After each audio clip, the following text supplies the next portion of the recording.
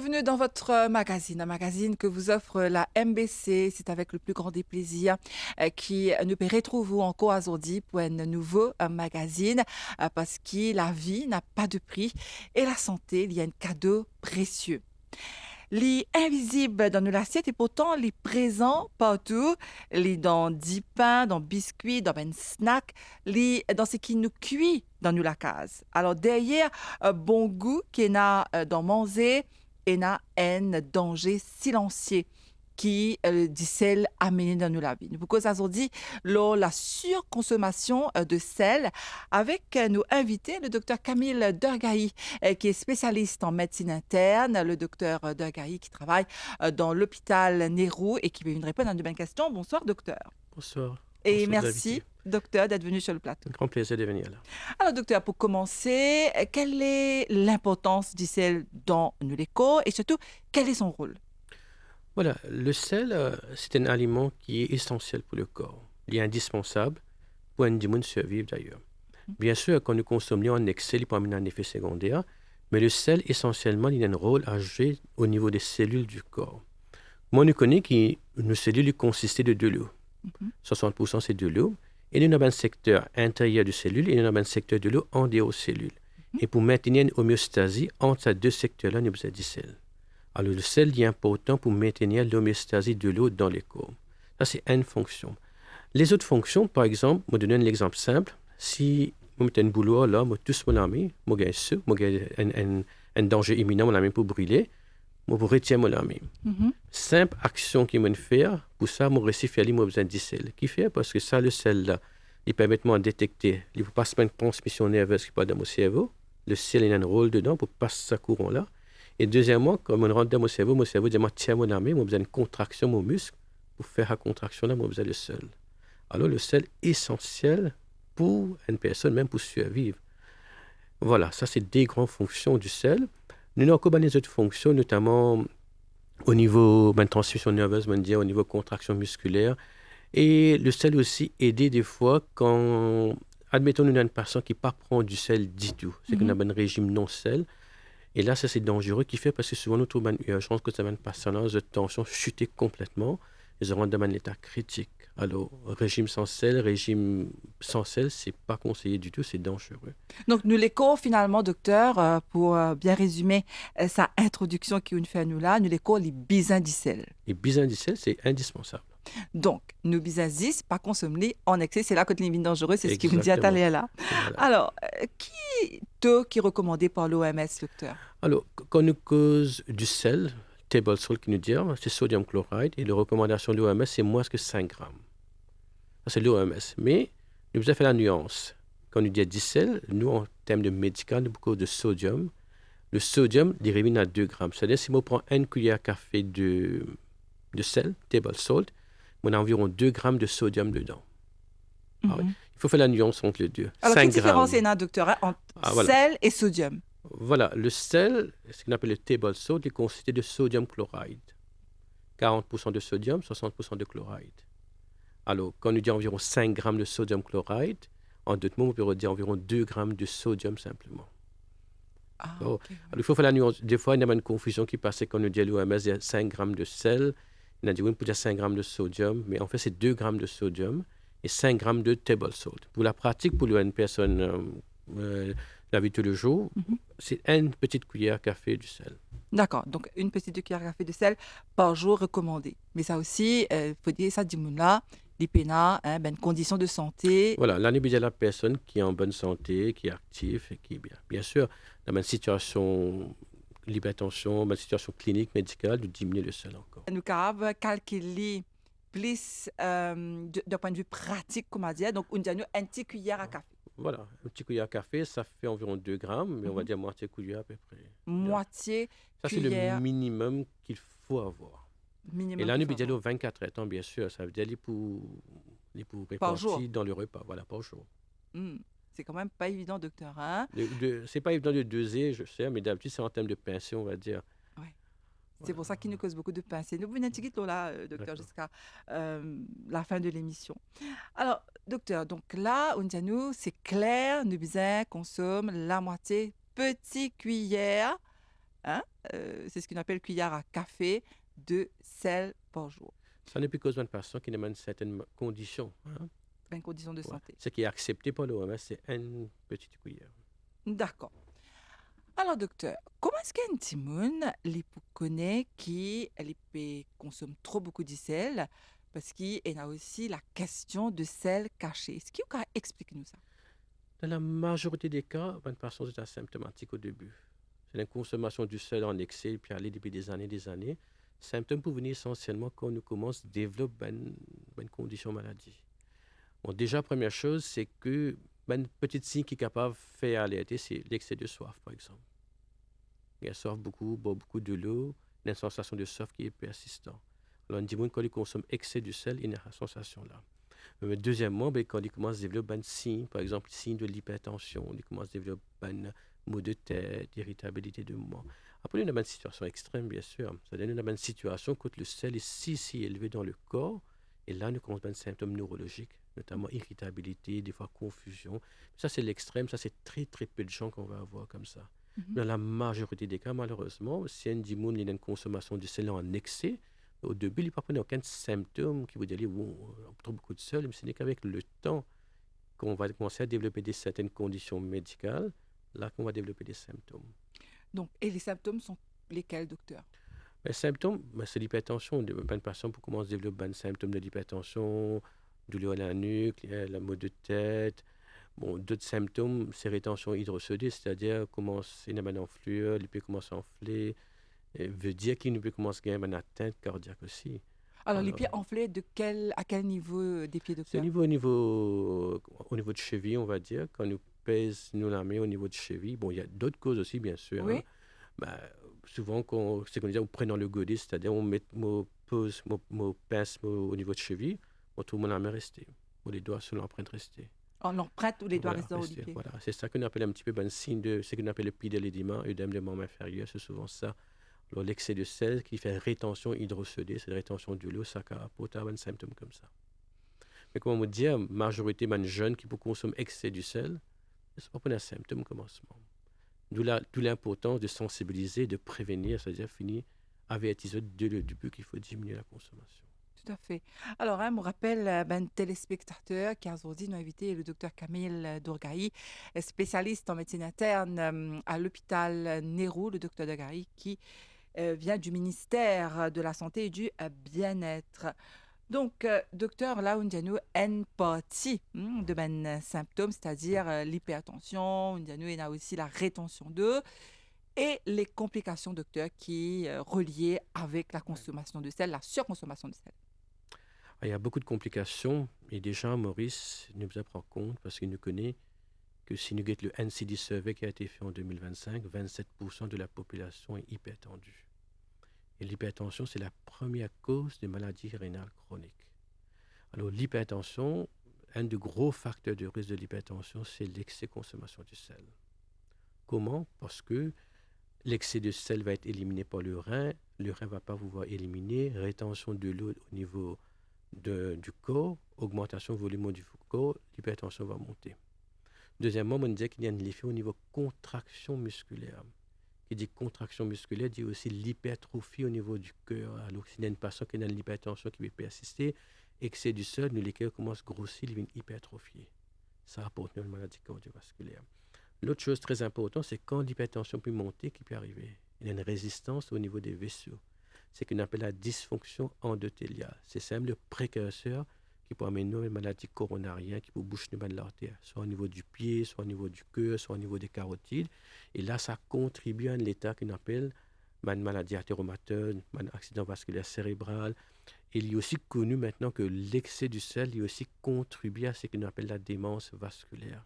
C'est-à-dire? C'est-à-dire qu'avec l'âge, de plus en plus, nous trouvons de jeunes patients. Avant, on va dire 10 ans, 15 ans de cela, quand on avait des patients qui avaient des pertes de mémoire, ce qu'on appelle la démence, c'était des gens âgés, là, aux 70, 80 ans. Maintenant, de plus en plus jeunes, on a des patients de 65, 70, inférieurs à 70 ans qui commencent à avoir des pertes de mémoire, la démence. Alors, bien sûr, ce n'est pas un seul facteur qui contribue, mais il y a aussi toute une multitude de facteurs, et inclut l'excès de sel dedans. Et l'autre chose qui nous cause beaucoup, c'est l'ostéoporose. Hmm.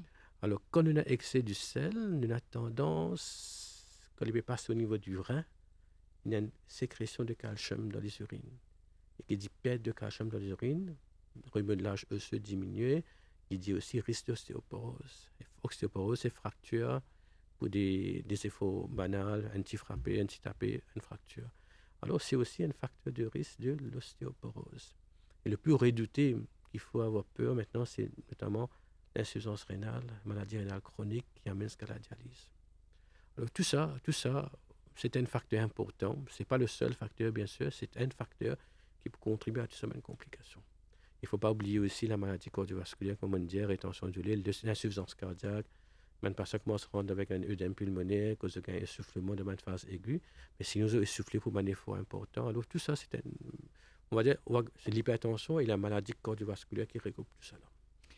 Et docteur, très souvent, hein, quand nous te disons que nous avons une tension folle, il est associé avec une autre maladie chronique, c'est le diabète.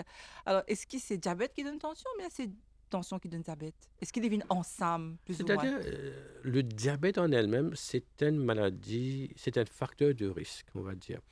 L'hypertension, vraiment, elle est reliée avec l'excès du sel. Parce qu'il augmente le volume au niveau du corps, les volumes de pondage. Ça veut dire, comme on dit, quand on a excès du sel dans le corps, nous retenons de l'eau et ça fait monter la tension. Mhm. Mais c'est moi, le deux ensemble marchent ensemble. Parce que la plupart des personnes qui ont l'hypertension, le diabétique, sont dans un état pré-diabétique. Et ça risque maladie cardiovasculaire les combiner. C'est-à-dire, diabète pour amener ce qu'on appelle la dysfonction au niveau des cellules endothéliales qui tapissent nos vaisseaux. L'hypertension peut contribuer ensemble et c'est même qui peut faire le gros maladie cardiovasculaire. Sans oublier le cholestérol, docteur. Voilà, exactement. Donc, c'est le trio. Le gros trio, c'est ça, voilà. Dyslipidémie, l'hypertension, diabète. Et c'est ça un peu qui fait ce qu'on appelle le fameux syndrome métabolique. Voilà. Voilà. Et c'est ce dont beaucoup de Mauriciens souffrent dans Maurice, Malheureusement, docteur. aujourd'hui, on peut dire oui, il y a beaucoup de gens, enfin, la sédentarité, c'est rentre en jeu. Ouais, un gros facteur de risque qui fait pour qu'on ait un taux aussi prévalent de maladies cardiovasculaires dans le Et en pays. consultation à l'hôpital, vous trouvez ça, l'effet qui nous peut causer là, docteur? Oui, bien sûr. Il y a un très grand travail puis fait d'ailleurs au niveau de l'hôpital, si nous guettons bien au niveau de NCD qui peut venir toutes ces années-là avec les caravanes de santé qui allaient. Il y a une très grande campagne de prévention. Aujourd'hui, un exemple, c'est quand nous gagnons un patient, très peu de patients pour dire nous qu'il y ajoute du sel dans ce repas. N'empêche, moi, je pense que le gros problème aujourd'hui, c'est pas ça. Le problème, c'est les sels cachés aujourd'hui. Mm. C'est-à-dire, le patient en elle-même, il est conscient, il ne va pas ajouter du sel dans son repas parce qu'il sait qu'il va diminuer. D'ailleurs, quand ils cuisinent aussi, des fois, ils ne mettent pas de sel dans le riz, par exemple. Oui, ça, vous pensez tout Mauricien arrêté de mettre Voilà, du sel. exactement. Ça, Alors, quand nous ça, sommes enfants, nous tu fais ça. ouais, il est très ancré maintenant dans la culture du Mauricien, pas pour ajouter du sel. Mais moi, ce qui pose problème, je pense, c'est ce qu'on appelle les fast food et les sels cachés dans les aliments qu'on ajoute. En fait. Mm. Qu'ils soient des sauces salades, qu'ils soient du ketchup, qu'ils soient n'importe quelle sauce qu'on ajoute. Et ça, c'est imprégné de sel. Et aussi les canned food, tout ce qui est préservatif dans les cannes, tout ça, il y a du sel caché dedans. Sans oublier les enfants avec tous les chips, avec tous les snacks, les gâteaux. snacks, tous les snacks, voilà, ça c'est rempli de sel. Ça suffit pour monter le taux très très haut. Donc, oui, docteur, donc, oui, nous écoutons parce qu'il y en a tellement qui se disputent à nous là. Mais voilà, en gros, moi je pense qu'à l'hôpital, nous, pour la question qui est normalement, oui, quand nous guettons nos patients, la première chose de la prise en charge d'un patient, c'est ce qu'on appelle l'éducation du patient. Si l'éducation n'est pas bien placée, le traitement va faillir, c'est sûr. Alors, comme on gagne mon patient hypertendu et diabétique devant moi, première chose à mettre en phase, c'est l'éducation. L'éducation, elle est faite par moi. Des fois, quand nous ne pas réussi à faire, vu que nous nous occupons avec la prise en charge médicale, il est fait par les nutritionnistes. Alors là, on va expliquer aux patients où sont les sels cachés, comment faire pour diminuer d'aliments, comment faire pour avoir du goût sans le sel. C'est possible avec les herbes, par exemple. Alors, ça, c'est un travail d'éducation qui se fait, et ça se fait au niveau du soin primaire, c'est-à-dire au niveau des Area Health Center, qui est attaché, où il y a dans le NCD programme, dans la prise en charge d'une personne hypertendue diabétique, dans ce qu'on appelle le NCD Outpatient, il y a toujours un nutritionniste associé avec eux, il y a toujours des infirmières spécialisées en diabète et l'hypertension qui est associé. Et là, le travail d'éducation se fait là-bas. On explique les patients qu'est-ce qu'il faut manger, qu'est-ce qu'il ne faut pas manger, et savoir où sont les sels cachés, parce que des fois, on ne pense pas. Quand on va acheter un truc, on ne va pas forcément aller voir combien de sel il y a sur les paquets écrits. Ça, c'est vrai. Mais c'est quelque chose à encourager, surtout les jeunes d'aujourd'hui, C'est une population qui est éduquée, je pense qu'il faut le faire. Les jeunes doivent les regarder dans les paquets. Ah, il y a tant de sel dedans, il faut faire attention.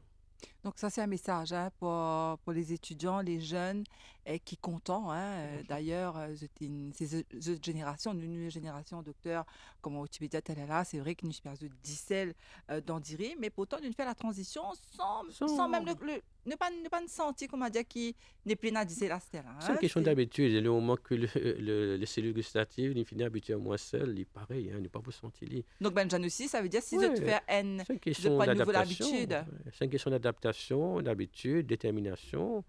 Et voilà, ça va se passer. Et le goût, l'aliment va avoir le même goût, va avoir le goût. Hein. Essayer des herbes, pour mettre des herbes, toutes les herbes qu'on a. En plus, Maurice, il y a plusieurs herbes, on peut mettre ça et ça va aromatiser, ça va être bon pour manger. Voilà, en fait, c'est ça qui me pensait, un argument qui nous tendait très souvent. Na ben di moun di akor pa met di sel, est-ce qu'il ça mange là pour un bon goût, est-ce qu'il est pour pareil. Moi, je connais une ben madame qui nous a raconté moi aller, m'aurait dit aller. Quand je te coupe du sel, je te dis, Michel, les autres qui n'arrivent après 50 ans, tu n'es plus connu comme manger, c'était là, parce qu'il veut coupe du sel. Je pense qu'il faut faire un tabou qui vous a, tu dis, c'est pour la santé de l'époux, en Oui, fait, finalement. ben madame a bien apprendre. Ouais, puis apprendre et puis mettre ça pour que le pouce soit en bonne santé d'ailleurs. Bon, c'est un argument comme ça parce que si nous continuons à mettre les comme ça, mais définitivement l'hypertension va augmenter. Et pas oublier, si un Dimoun fait un accident vasculaire cérébral, c'est-à-dire qu'il est paralysé, il est cloué au lit, c'est une vie difficile. Hein. Tout à fait. Alors je pense que la prévention c'est très très important, important et la prévention passe par ces mesures. Peut-être difficile au début si on a l'habitude de manger salé, mais après 2 semaines, ça va être normal pour vous. Hein. C'est pas dramatique, comment dire. Non, Hein? C'est un du tout, petit du pour arrêter de tout. manger un petit gâteau quand nous connaissons un sel, surtout sinon vous envie préserve nous la santé, c'est une petite chose qui nous vise fini commence à couper et me permettez-moi docteur poser une question l'eau à ban aliment qui transformait comme en saucisse. Me pensais une génération de mamans qui pourraient connaître d'autres là-dedans parce que c'était simple, facile, mettre ça dans 10 pains enfants et avec un petit peu la sauce des fois, très rarement de salade. Donc, c'est une C'est petite pas chose bon, qui est c'est très pas bon, mauvais. c'est ça le junk food, on va dire. Hein. C'est-à-dire, tout ce qui est processed food, il faut éviter. Tout à fait. On va pas dire éliminer, des fois, se faire plaisir, oui, on peut manger, mais tant que possible, ça ne doit pas être tous les jours. Quand je dis processed food, c'est tout, même les charcuteries, même tous ces trucs-là, c'est rempli de sel. Hein. Tout à fait. D'ailleurs, on utilisait le sel pour préserver, en fait. Oui. Le sel a cette fonction bactéricide, c'est-à-dire ça tue les bactéries. Et de l'autre côté, peut-être laver les saucisses, faire bouillir les saucisses, Mm. retirer cette sel, après vous donner aux enfants. C'est ce qu'il faut faire. Bon, sans oublier nous traditionnels, hein, poissons salés et nous pas capables de vivre, me penser, sans un jour, hein, si nous pas Mhm. mange poisson salé, me le dire de temps en temps. Donc là aussi, docteur, recommandez qu'il nous diminue un peu de nos Ouais, consommations, le poisson salé. nous diminuer, mais surtout, peut-être si nous. Le poisson salé, c'est conservé par le sel, non? Ouais. Alors, si on fait bouillir ce poisson salé, on retire ces sels-là, on lave bien, Mhm. ça va diminuer le contenu de sel. Et n'ajoutez pas du sel quand vous faites votre curry. Voilà, d'accord.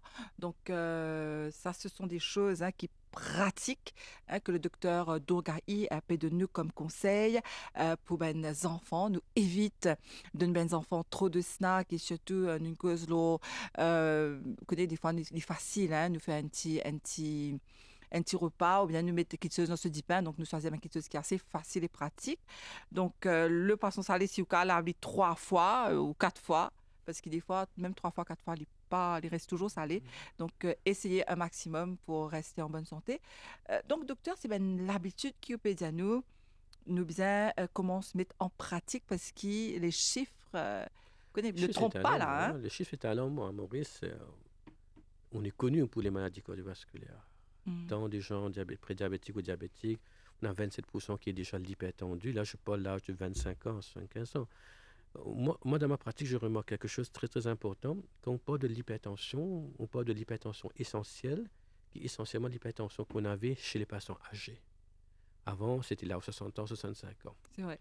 Et de l'autre côté, on avait l'hypertension secondaire qu'on avait chez les jeunes, mais c'était suite à une cause secondaire. Ça peut être endocrinien, ça peut être des malformations, tout ça. Mais aujourd'hui, dans ma pratique, de plus en plus, je vois des jeunes de 30 ans qui ont de l'hypertension essentielle. On a fait tous les bilans. Il n'y a pas de cause secondaire. Et c'est essentiellement de l'hypertension essentielle qui diminue. C'est-à-dire c'est des gens qui sont déjà obèses.